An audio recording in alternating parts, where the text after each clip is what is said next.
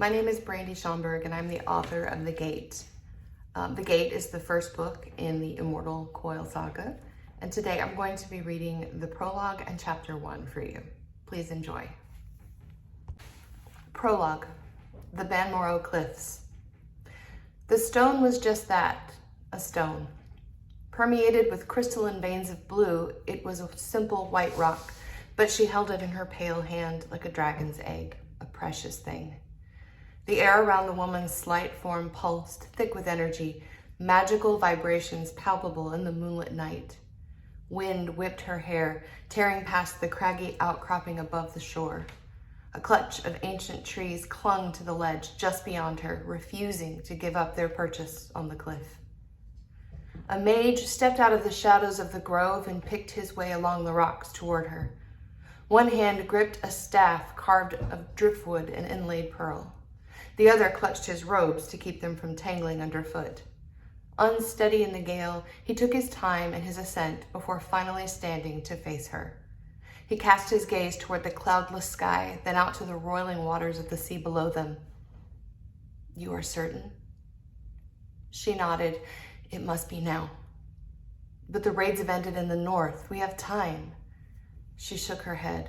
"We are depleted of fighting men, and when another kingdom rises against us, we will fall." She lifted her hand, exposing the stone to the full moon's light. The mage stepped forward and raised his free hand to cup hers. They withdrew into themselves, both of their mouths moving and forming different words, but together in their silence. A glow radiated from the stone, while a fine mist coalesced around their outstretched hands. The crystals within groaned and swelled, shedding the plain rock encasing them. The woman's hand trembled in his. The mage only recognized she was faltering when she stumbled forward. He braced himself against his staff, preparing for the inevitable strain he would bear if she failed. She grasped onto the staff as well, her chest heaving. "Dianeth, stop." She opened her eyes.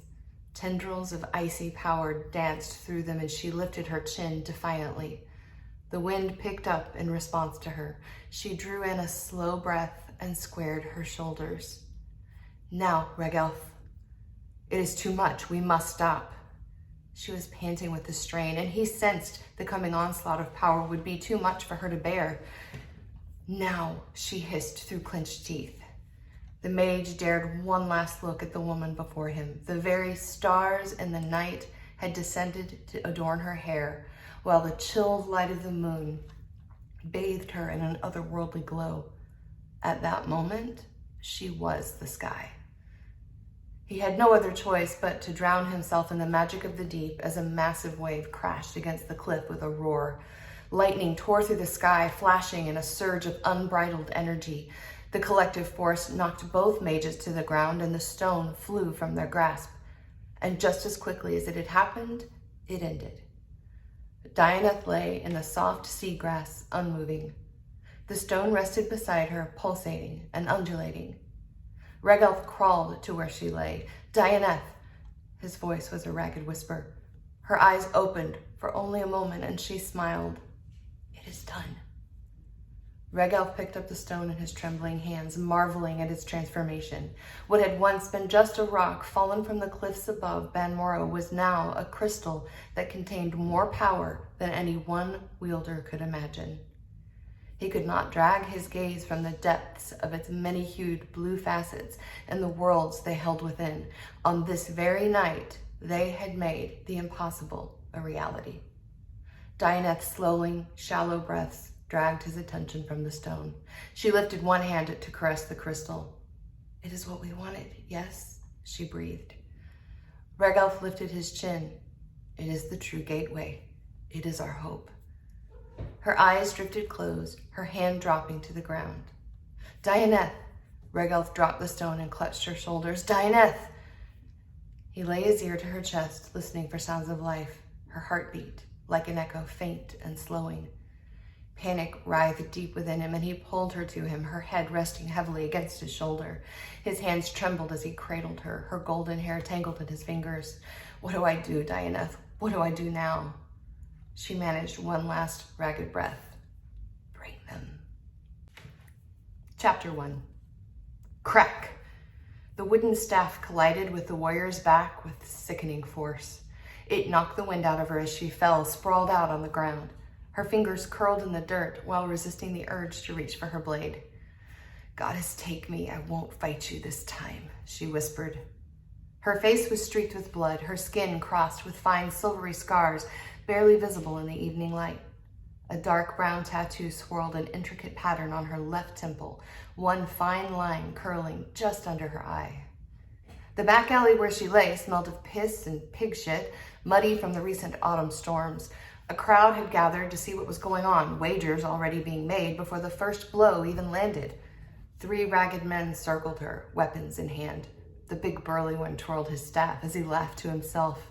"Little girl," he sneered, "you don't look so deadly to me." She pressed her forehead into the ground and let loose a half-hearted chuckle, spitting the mud from her mouth. "I never do." No one in their right mind would have engaged with her if they knew who she was. By all accounts, she was no more than a young, cocky upstart with a stolen Legion shortsword. She picked fights with any ignorant wretch she could find, and to ensure anonymity, she had let loose her signature war braids and left her infamous broadsword and 2 daggers behind at the inn. The gathering onlookers cheered for the trio of cutthroats. She turned her head just in time to see a handful of street urchins elbowing their way to the front of the crowd. So much for a quick end. This was a full-blown spectacle now. The little man with the short sword was emboldened by the public support and leaned in close to whisper, "You're nothing but a girl." She couldn't see the third man, but she could feel him behind her. He was quiet, and she counted on him to hit his mark with his pair of mismatched daggers. She exhaled slowly, fighting the instinct to defend herself. He stood over her, then brought his daggers down with a grunt. She gasped as the blades penetrated her sides, carrying the thick poison paste she'd spread over her skin just before picking the fight. The mage had been specific about the concoction seeping into her bloodstream. She could not inflict the poison upon herself, or the magic would not hold. Of course, she could have paid someone to do it, but she had to maintain some dignity, even with a death wish. While she hated for it to end like this, it wouldn't matter soon. She smiled, silently thanking Naira, the goddess of night, for hearing her plea as the spreading fire of nightshade infiltrated her blood. Her limbs weakened as the poison slithered through her body, creeping up to lick at her heart. She forced herself to relax, to give herself over to impending death. Numb heaviness took hold of her limbs, but a pinprick of immortal magic pulsed in her belly. Doubt flickered in her mind as the spell took hold and began to fight back the deadly assault.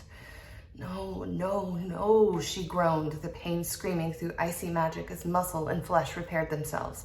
She sucked in slow breaths, her rage rising. It had taken 3 long months of searching to acquire the nightshade, and she had done everything exactly as the dark mage had instructed. It should have worked. She should be dying. Strength flooded her body as anger and frustration exploded through her limbs. Her hazel eyes glazed over with the familiar rage of battle, and she flipped onto her back. 2 of the assailants fell in the space of a breath, her throwing knives squarely embedded in their chests. Only the big lout with the staff remained standing. She jumped to her feet, drawing her short sword. The crowd around them froze, dumbfounded, as they realized who she was. No one could withstand those injuries and then stand and continue to fight.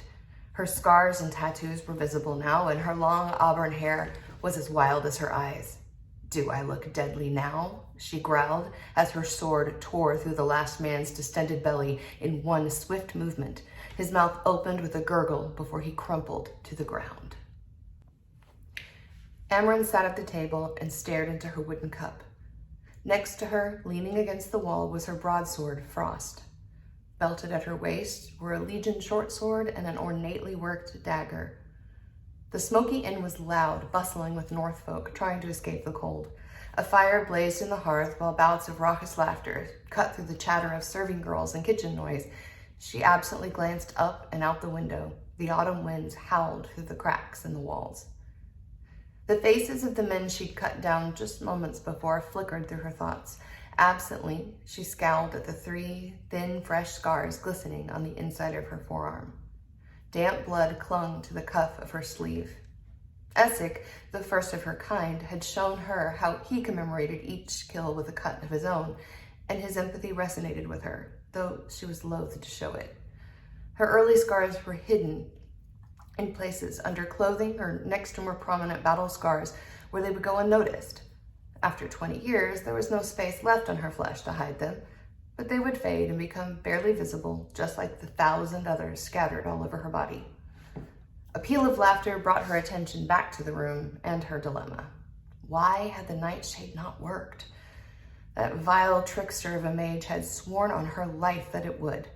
She had heard stories about the mage's abilities, but those stories came from the living, not the dead. Realizing the absurdity of her faith, she snorted to herself and drained her cup. Her life wasn't even about living. Her kind were creatures built for destruction. She and the 18 others like her were only good for war and death.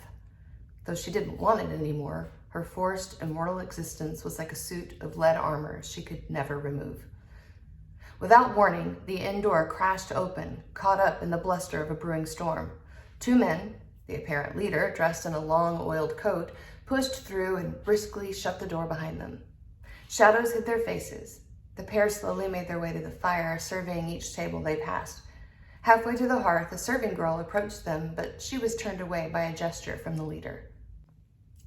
Amren slumped into her chair imperceptibly, drawing back into her heavy cloak's hood. She eased her left arm beneath her right. The thunderbolt and circle brand was old and faded, but it was a mark bore by all of her kind. One of the men paused when he neared her, and she casually drew circles on the rough-hewn table with her thumb. Only a moment passed before he continued on toward the back of the common room. The 2 men reached the fire, and the taller of them turned. "We're looking for someone." The room stilled for a moment. She tensed.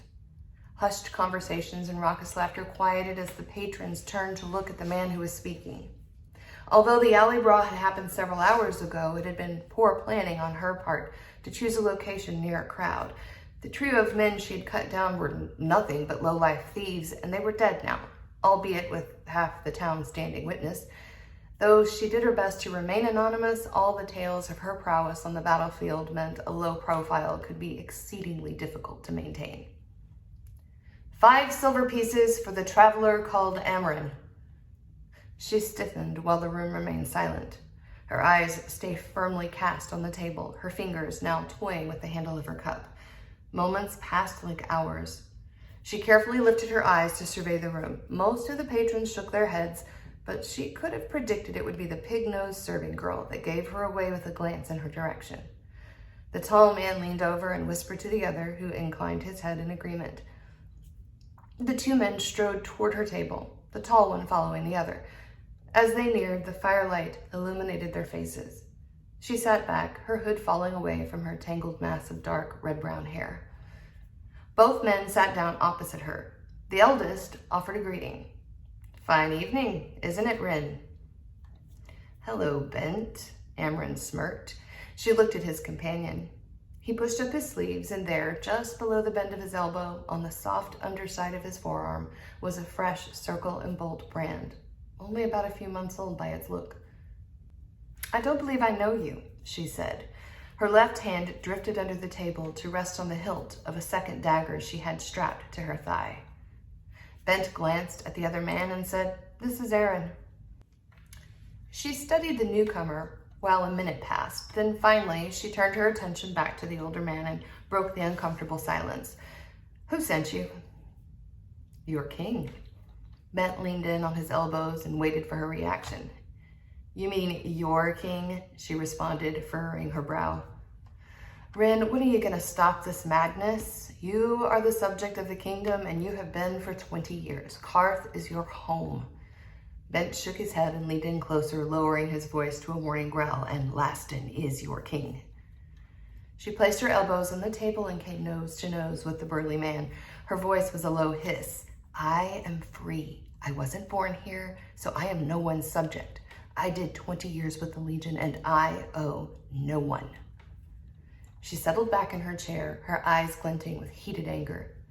Bent reclined with a deep sigh, studying the woman across from him. She was a traveler, a human pulled across dimensions through powerful magic by a mage called Regelf, the Gatekeeper. She was a conscript in the Legion of Qarth with no other loyalties, no past, and no other future but the one created for her by the King of Qarth. Lass, he began, you will always be Legion, and right now you are a deserter. Amren groaned. Couldn't you just let me be? She looked down and picked at the tankard handle in front of her. These are dark times, Bent said. Her eyes flicked up briefly. I need a solid blade master at my side, and there's none more solid than you. Your kingdom and your king need you. I couldn't care less what your king needs, she mumbled. I need you, he implored. Rin, lass, what else do you have? His voice was gentle, almost fatherly. For a moment, she wavered. These past months, the time spent on her own had been lonely and painful. For the last 20 years, Bent was the closest thing to a father she'd ever known. Now he sat in front of her, aware of where she had been, what she had seen, asking her to put her life back in the service of a king to whom she held no loyalty. She looked away and pretended to consider his request. A pained expression clouded her eyes and she rubbed her temples. I want my life back. My life. The Legion is your life, Rin. Life as a traveler in Qarth means you want for nothing, girl. The corner of her mouth curled up as she glanced at Aaron. No, you're a traveler, Aaron. Do you have your own life? Oh yes, he said. His quiet tone held the tiniest hint of a lilt. We are elite. What else could be as grand? His bright blue eyes held her gaze, challenging her. She started to look away, but something odd in the way he looked at her held her for just a moment longer than she would have liked. She quickly looked back to Bent. We don't have lives, Bent. We're not given that option, remember? So instead, I think I will find a cottage or a cabin in the woods and stay especially drunk. She drained her cup. Bent wrinkled his nose in distaste and stood, just like Essek then. He shook his head. How fortunate it is you cannot die, girl. A drunkard's death is especially miserable. I've never known you to walk away from a fight, lass. Why now? He placed his hands on the table, his face hovering near hers. Remember, you're not the only traveler in the world. Stop acting as if you are. And as a deserter, I can't help you if you're found out. The serving girl who had betrayed Amren's identity hurried to the table. My 5 silver, where is it? She demanded of Bent, and the aging Legion commander dropped a handful of coins on the table as Aaron pushed his chair back and stood and stepped away. The girl scrambled to pick them up, but Amren's hand shot out and grabbed her by the wrist. Amren glared at her, then released her wrist and swept the coins off the table onto the floor, pocketing one for herself. Wisely refraining from comment, the serving girl scrambled to collect the remaining 4 coins beneath Amren's dark glare, then swiftly disappeared into the crowd. We'll be at the outpost barracks tonight, but we're leaving for Calloway at first light, Bent told Amren. You can keep hiding or live the life you've been given, even if you don't want it. You were bestowed the gift of immortality, lass. It is like thievery not to use it. Besides, what a sad waste it would be to spend an eternity in the mines. Bent crossed his arms and leveled a hard stare. Behind him, Aaron edged through the crowd. Are you threatening me? Amren asked softly, challenge flashing in her hazel eyes. Her old master turned and followed Aaron out of the inn without another word. Behind them, the portly innkeeper scurried to close the door against the relentless wind. Amren sighed and dropped her head into her hands. She'd fled from Legion service over 3 months ago, but she could not find her place anywhere she went. She was an immortal Legion traveler who had seen 3 wars and countless bloody battles, but her worst fears weren't of blood and pain. She feared never knowing what could have been. While other travelers reveled in their power to destroy, she took no joy in death-dealing. It was true, she was the best of them all, but she was certain there had to be more for her than blood and steel. What if Bent was right, though? What if the only place for her was at the other end of a blade? Killing was the only thing she was good at, the only thing that distracted her from her pain. If he were offering her a way to return without penalty, she would be a fool not to take it. She lifted her cup and called for another. A different serving girl handed her a wooden tankard and she stood. Amren swallowed the sweet liquid in one gulp and hefted her broadsword over her shoulder. She strode to the door, opened it, and slipped out into the night. I hope you enjoyed chapter 1 in the prologue for The Gate.